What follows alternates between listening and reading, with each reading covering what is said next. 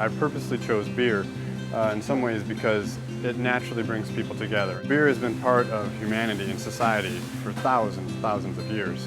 And so has working with your hands, laboring, creating. And so I am just carrying on a tradition of that process, a very natural process where we are given natural ingredients in this world, and it's our job as humans to create them into some form that we can then use them. So we've got this grain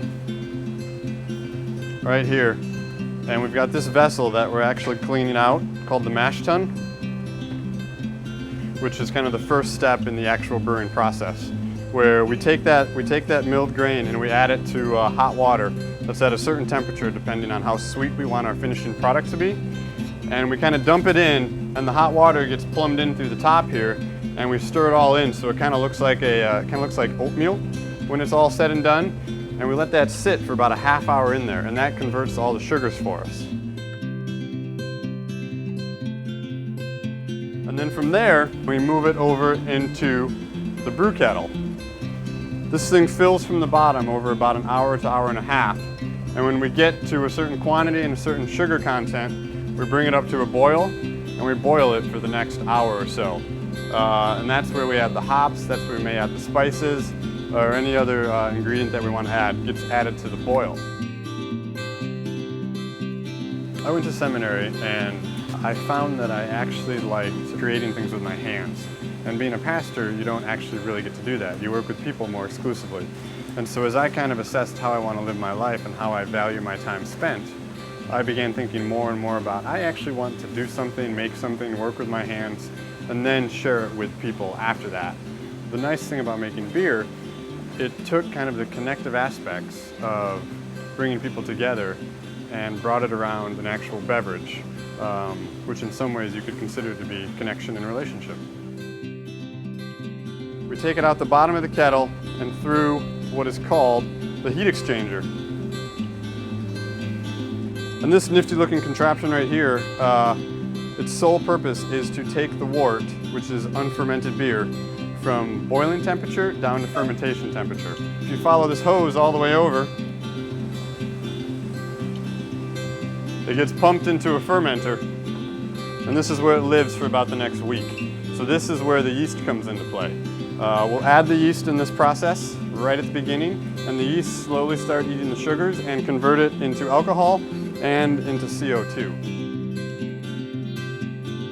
The way I understand humans, we need to connect. We need to connect with pretty much anything that we can to some degree, but we really enjoy connecting with each other. I named my brewing company Two Beers Brewing Company. It's because life's a little more honest after 2 beers, and really honest and good conversation began to develop after about a pint and a half. A lot of the walls that people put up, the defense mechanisms that people put up after a pint and a half just kind of disappear, and you can actually begin to see the more human nature of who we are. And so once that stops bubbling, that means fermentation is complete. We take the beer, crash it down from 70 degrees down to 34, and let it sit for about a week at that temperature. Push it over to another tank, carbonate it, make sure it's nice and clear, put it in the kegs. Kegs go in the cooler, kegs go out the door the next week or 2 weeks, and people drink it at bars and taverns and restaurants.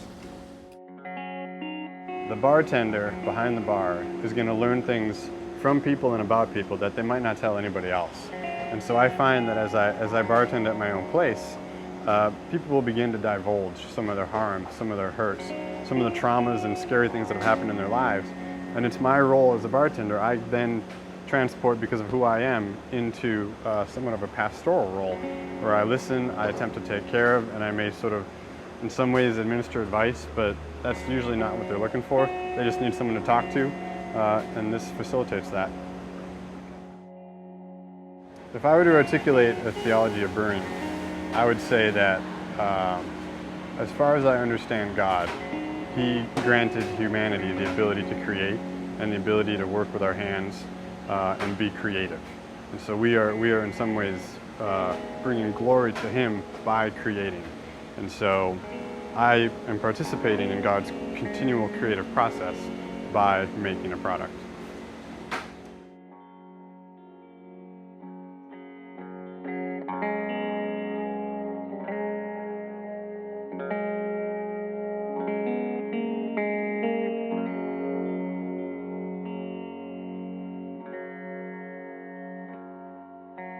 you.